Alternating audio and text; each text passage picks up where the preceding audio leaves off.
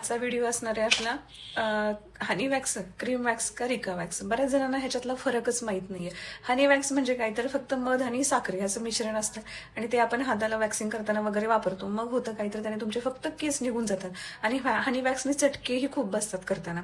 नंतर येतं cream wax. Cream wax म्हणजे हायड्रासोल्युबलच वॅक्स आहे, पण याने काय होतं तर याने तुम्हाला थोडं चटका कमी बसतो, म्हणजे कमी गरम करावं लागतं हे, आणि टॅन तुमचं बऱ्यापैकी चांगल्या प्रमाणात निघतं कशाने, क्रीम वॅक्सनी. आणि नंतर तिसरा प्रकार येतो आपला रिका वॅक्स. हे लिपोसोल्युबल वॅक्स आहे. ह्या रिका वॅक्स मध्ये पाण्याचा कंटेंट कसलाच नाही, म्हणजे पाणी नसतंच ह्या रिका वॅक्स मध्ये. मग याने काय होतं तर याने तुमची डेड स्किन तर निघतेच निघते, पण हे करताना तुम्हाला कमी दुखतंही आणि कमी पोळतंही. त्यामुळं रिका वॅक्सच बेटर राहतं करताना.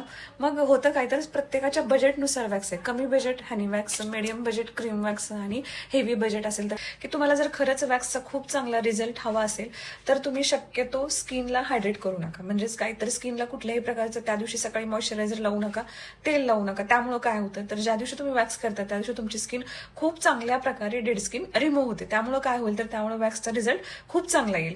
नंतर काय होतं तर नंतर मी बोलून की रिका वॅक्स बद्दल. रिका वॅक्सने काय होतं तर रिका वॅक्सने तुमची स्किन बऱ्यापैकी डेड स्किन रिमूव्ह होते.